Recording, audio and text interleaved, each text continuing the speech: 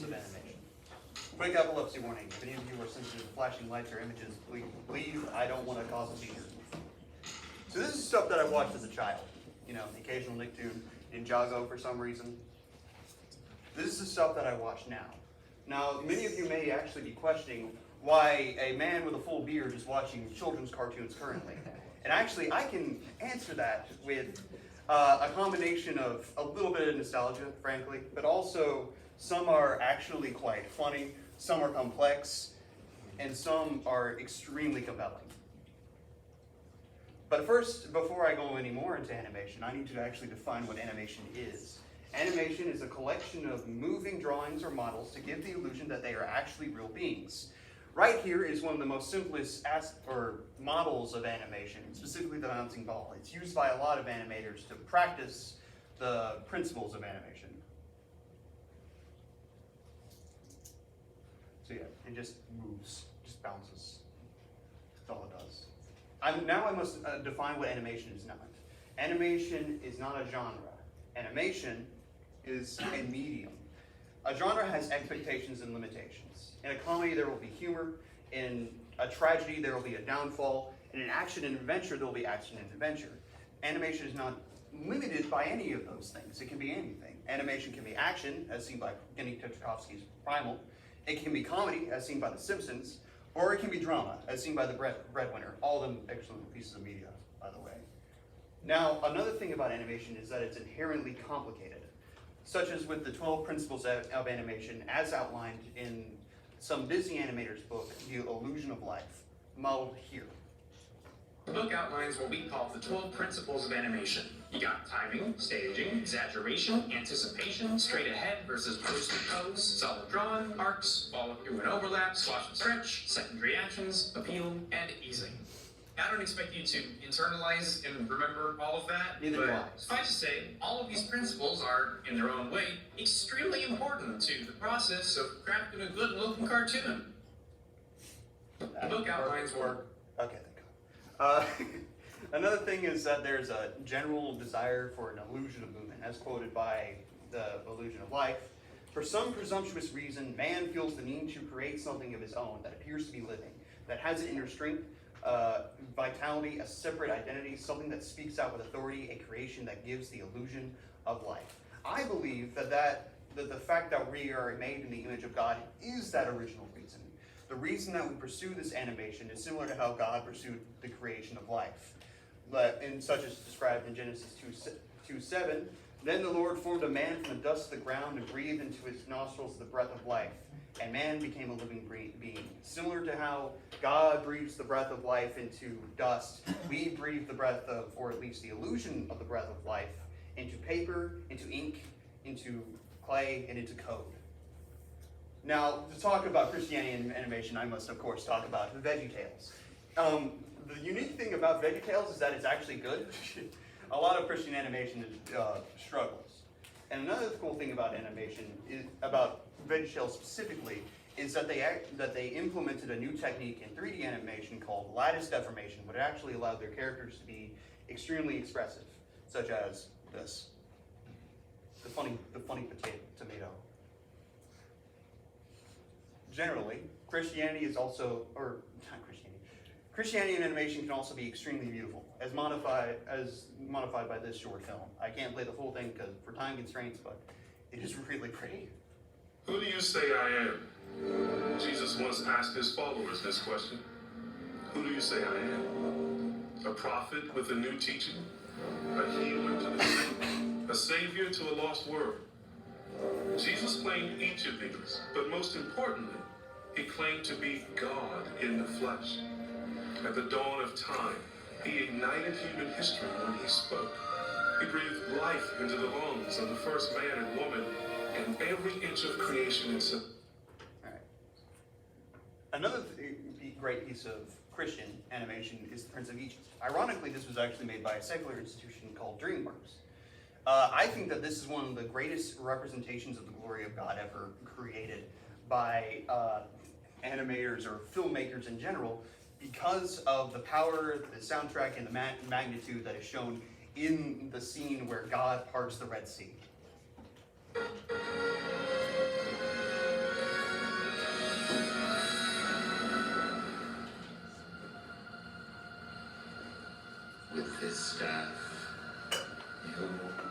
shall do.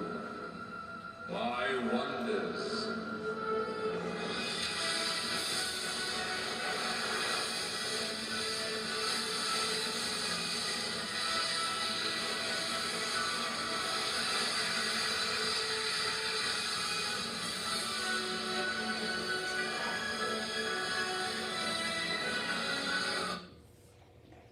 Again, sorry, kind of time constraints.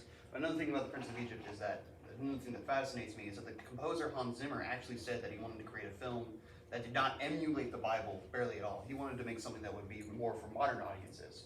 But in so doing, he actually created something that emulated the Bible, I think, extremely well.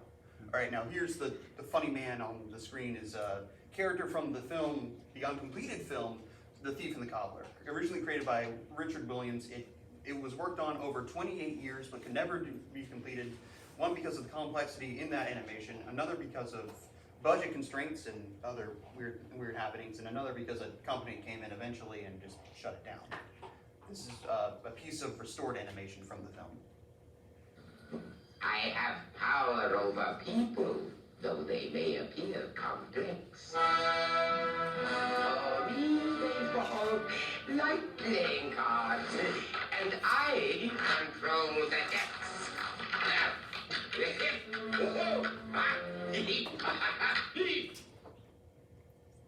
So yeah, let me just show you 1 second of that animation. Every single frame is a differently painted and drawn picture.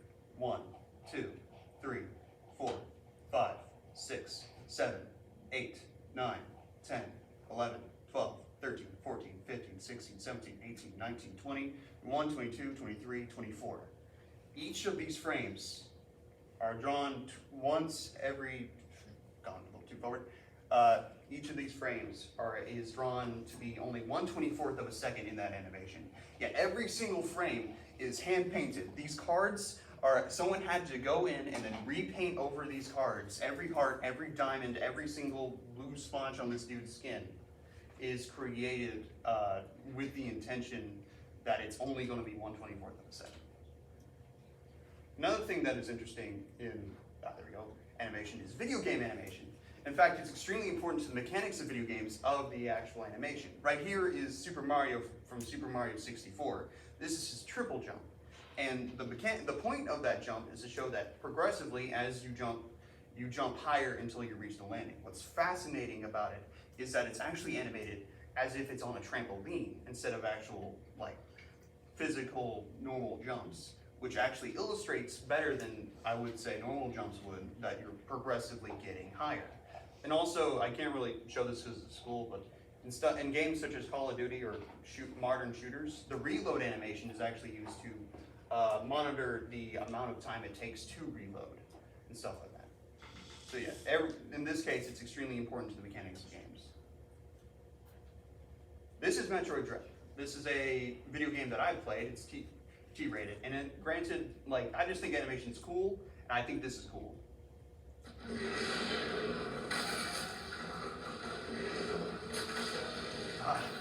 I love the staging.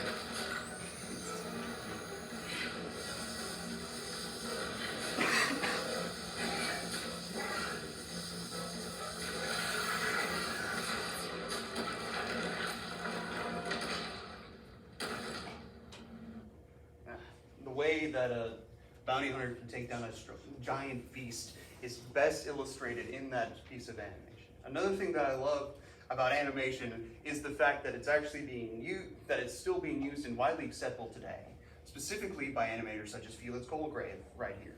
He's a several award winner. His animation style is highly detailed, but at the same time, it's very strange. So I don't blame you if you think this is extremely weird. I think that's kind of the intention. So yeah, here it is. Here's a trailer for one of his animations.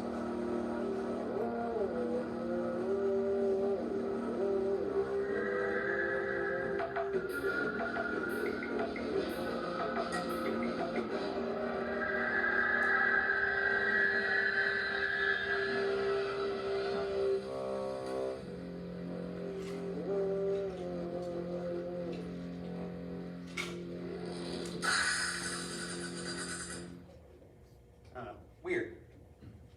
Another thing that I like about animation is its ability to tell simple stories in a simple context, specifically in relation to the pandemic. During the pandemic, due to the fact that folks couldn't actually, go up to each other and work, animation actually became extremely popular and extremely necessary, because without it, the film industry would have kind of collapsed without it.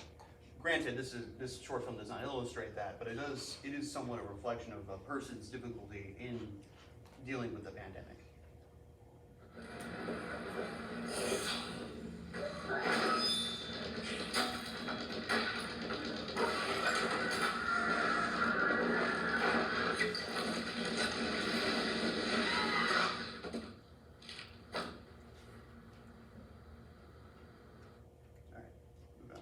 Animation has value as its own right and as an art.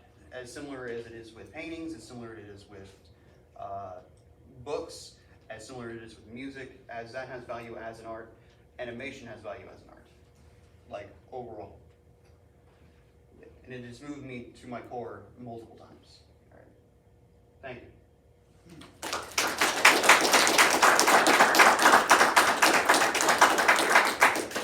Very cool. Guests, do you have any questions or comments for Cole? Don't have any. It was very good. You did a great job. I was impressed with your visual integration too, because I was impressed. Thank you. I don't know. I mean, it kind of seemed obvious to me. Of course. Cole, I got a couple questions for you.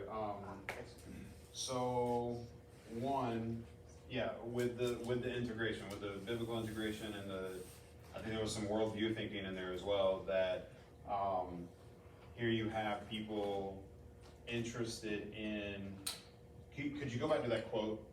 Sure. Frank Thomas. Let's go here. Yeah, takes a moment. I'm assuming that there doesn't seem to be anything explicitly Christian in what he has to say.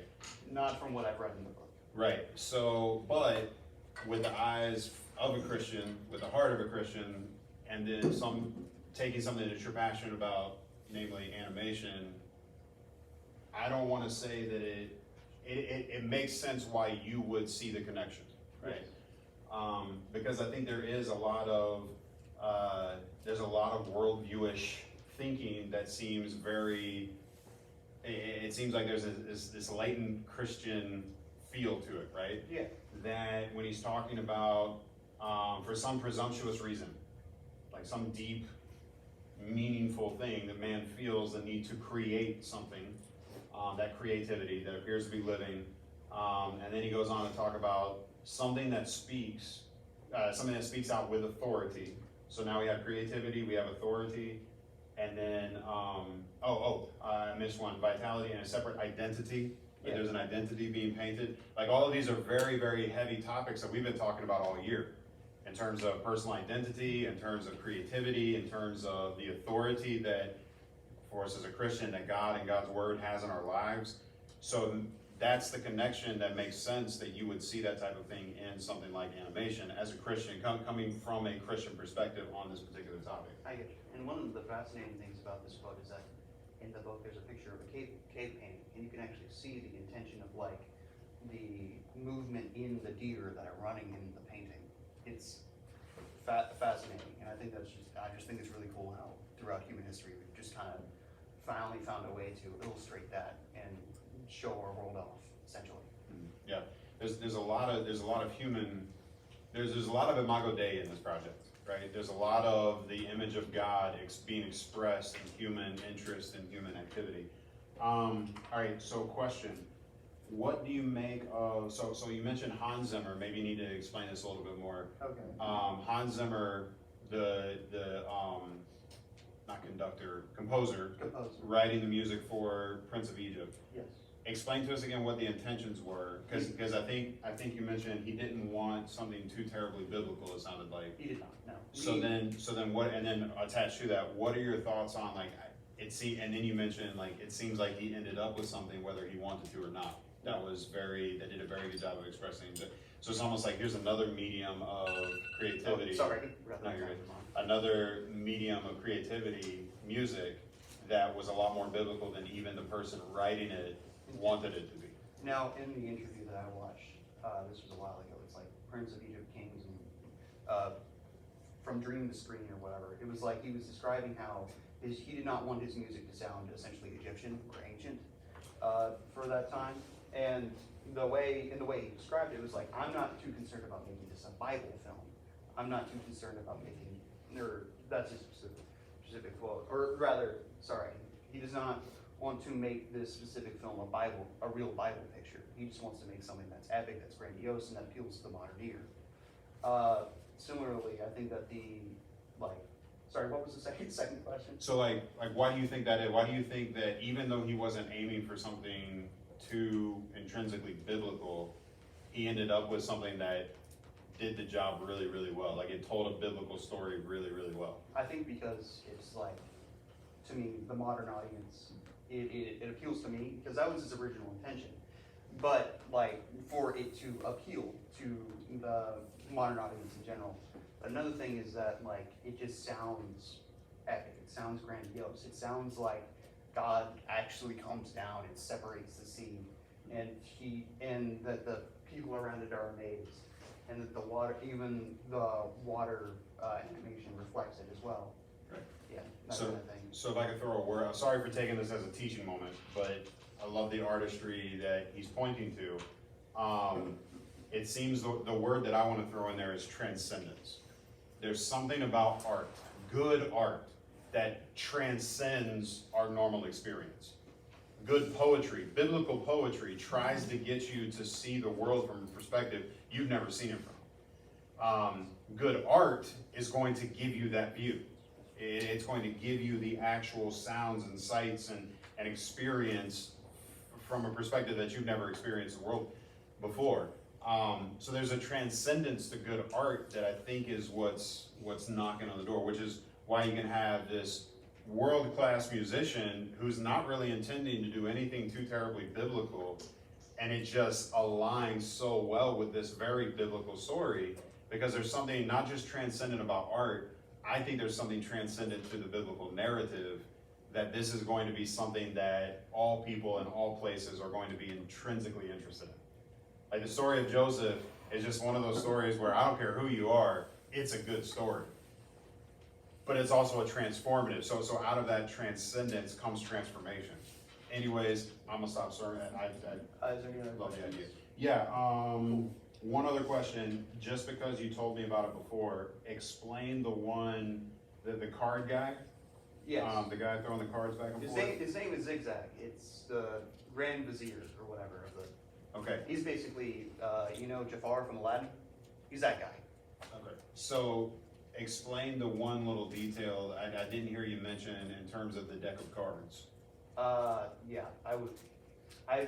To begin with, there are no two cards. I believe it's a completely accurately rendered deck of cards. I may be wrong about that, but to my knowledge, let's see if I can go through this. Don't play the video. Don't you dare. Don't play the video again. So like this right here, every single one of these cards is supposedly is a different card. It's an accurate deck of cards. So like this 3 right here, it may look like it's the same as this over here, but you can notice that these 2 points right here are actually different. If you keep going, you'll notice that again, they're not, none of them are exactly the same. Oh yeah, and a fun tip about animation, the more generally in 2D animation, the more lines you have, the harder to animate it is. So every single line that's right here, the more that the person had to draw, and for every single frame. For 3D animation, it's a little different. Usually, the more complicated the character is, the harder it is to render. So the more time it takes to actually get the computer, to get the computer to do what you want it to do. Cool. Classmates, you got any questions or comments for Cole? Yo. So you sort of just hinted to this. So with like more like technology inventions and everything, has like animation been like increased, or has it been expedited because people aren't hand drawing everything, but like they're I drawing think it it's on been a screen? increased. I think it's been, there's this great quote by James Baxter on a YouTube video. James Baxter, by the way, is a Disney animator who used to do that animated Moses, he used to do that, directed the animation for Quasimodo. He's the fellow that animated that one Beauty and the Beast scene where the camera pans down which is extremely hard to do in animation. And it shows the Beast and Belle dancing as they continuously move and waltz across the screen. It's wonderful. But it's something like he's no Luddite. He loves using new tools for his animation. But if those new tools actually take away from his enjoyment, or from the craft, then he does not use them. Similarly, it's like, I think that unless it's like AI generation, and even AI, I don't know, it's controversial, but AI can be used for good, but unless it's like, as long as there's some sort of human input, then I would consider it an enhancement of animation. Another reason why I think it's better is because it's the democratization, meaning that it has made it a lot easier for a lot more people to actually animate, such as Felix Goldberg. Now, I was originally going to put in a different animator, but I think this fella, it's called, her name is Ainkid, and she does like extremely simplistic, but fast-moving and smooth animations, and extremely colorful, and essentially that, due to the simplicity of her animation, she can actually kind of, animate quickly. So, with those animation programs, with the actual the availability of those animation programs, she's actually able to animate to begin with. We wouldn't get as many artists. Trey. What's your favorite animation style? And like, could you give me like an example of a TV show or movie that follows it? Okay, so, I think my favorite animated show would probably be, I don't know, it's hard to limit because there's so many good styles in general, and every single one has their own unique thing about them. Like, you come into a place like this and you wouldn't expect, granted they're all TV, but this is all varying and same quality to me. This is more artistic, this is more action-packed, but this is funny, So I enjoy the Simpsons, but not on the same level that I may enjoy The Breadwinner. By the way, The Breadwinner is a story about an Afghan girl that had to disguise herself as a dude so that she could provide for her family when her father got taken away. Sad story. Let's see here. Okay, this is the ones I watch now. I love Tom and Jerry because have you ever seen this one scene where he's playing the bass and he's getting into it, man. It's so wonderful. And then it cuts to where Jerry is sitting on his bed and you see in the background like sardine cans and bottle caps as his furniture. It's so creative. It's so wonderful.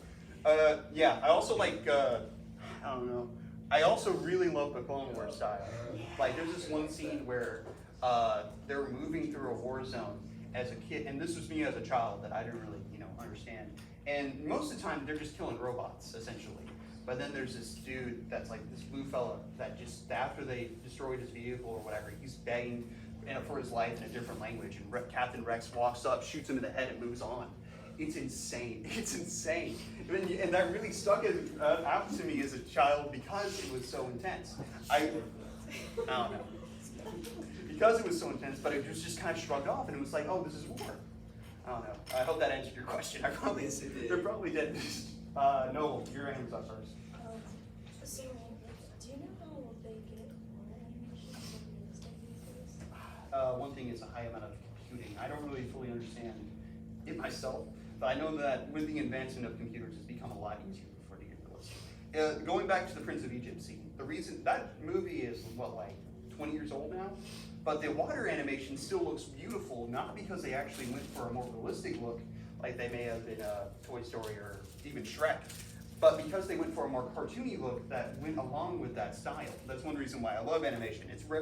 Especially 2D animation, is because that it is essentially timeless. No matter what, you can go back to Disney's The Old Mill and be like, man, that's some pretty pictures that are moving right there, So yeah, now I can say that it's the enhancements in computing power and different animation methods. Okay, Willie D. Do you think the super advanced, really high quality scenes in anime is what makes it so appealing to a lot of people? Yes. Just really talented artists. Yeah. Granted, the reason that a lot of anime appeals to me, specifically these two, is because they are a perfect medium for storytelling. If anyone's going to start watching anime, watch Full Metal Alchemist Brotherhood. If you're not, fair enough, it's from a different culture and it's a little weird. But the and this one just tells a good story about two brothers that are trying to find, that lost their bodies due to the fact they were trying to revive their dead mother. It's great. And then there's an entire, I love it. About the high quality animation in anime, specifically that's done in a lot of action scenes, a lot of shonen, which means young, in Japanese it means young boy. The reason that the action is there and the reason that they animate it so highly is one to thematically point out a specific moment. Usually it's emotionally charged, or it's like, a son going against the father or whatever. And two, also just because it's fun. Like they're in this show, there's this one scene, you see they're alchemists, so they can like form the ground and earth to do what they actually want. So there's this one scene where the armor dude, he gets his arm chopped off, grabs the arm, turns it into a sword, rides on a dragon head that he made, and then continues to fight the battle. It's so creative. It's so fast and so fluid, and it takes like 3 seconds. But for some reason, they're like, let's animate this, guys. Let's just go in and throw all the creativity on the wall. Okay, any other questions? Landry. It's kind of connected to what Laura asked, with now animated movies are more 3D rather than 2D, even though it may be easier. What is your opinion on, like, just, because some 3D animation now, like Disney, the quality, even though it looks better, but in actual, it's a bit lower. It's difficult to say that one thing, it's difficult to say that 3D animation is easier. It's complicated. Mm-hmm. It's generally less time consuming. Yeah, that's what I meant. And there's and there you can put in more detail. But like I said, now we've actually gotten up to the technology where I can say modern 3D animation is probably timeless. But I do miss a lot of the two-dimensional movies because of the timelessness of that craft. You go back to the 1995 Toy Story, and you will notice that Andy is, like, every human, and except for the mom, is Andy. Like, they couldn't rig another model human for Andy because of the limitations of the technology at the time. And then you'll also notice the weird faces that they occasionally make. You go back to VeggieTales, and no matter how appealing this character design's now, the first episode of VeggieTales, not that good. Like, they were still figuring stuff out, and it doesn't look all that great. But modern day, I would love to see a wider variety of styles, which is something I think we're getting, such as with the recent Puss in Boots movie. I watched that the other day, and it was stunningly how good the animation was. The themes were great, the background characters, the colors were incredible, they popped. The way that they changed frame rates and how animation frame rates works is where most movies are filmed on ones, meaning 24 frames per second, a similar thing to Zigzag or whatever. But every now and then, Puss in Boots would switch to twos, meaning 12 frames per second. So it would be a lot more graphic and filmic, and you can get a better depiction of the movement in that animation. All right, Laura. So, you mentioned music and animation. Would you say they're both equal agents in making something very good and impactful? And would you say like when they work together with the same intent, it amplifies that effect? Yes, it's like, as can be seen in granted, it's a lot rarer in television animation because they got to speed run making songs. But yeah, even in Avatar, there's this one scene with Uncle Iroh or whatever, and he's just singing, what was it called? Leaves from the Vine, thank you. And that scene was so impactful because this dude is going around the town helping out all these other folks. And then at the end of the scene, he goes up to a painting of his dead son and is like, if only if I could help you. And it's so impactful. And okay, Will, you had your hand up. This is a short question.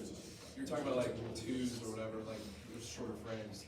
That remind me of Spider-Man to the Spider-Man. Yes, that's how it animated all on twos because it's meant to give a more comic style. Yeah. It's intended, they found it to be generally more graphic. And they also animate on twos, granted this is on preference, to incentivize quick actions. Like there's this one scene in SpongeBob where Squidward gets punched in the face, and instead of them animating like him rearing back and punching him, it's just And it's funnier because it's quicker.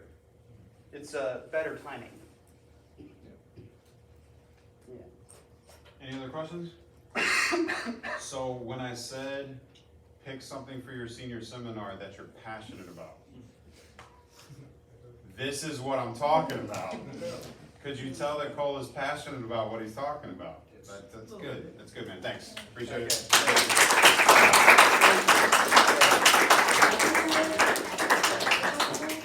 All right, go to give your feedback.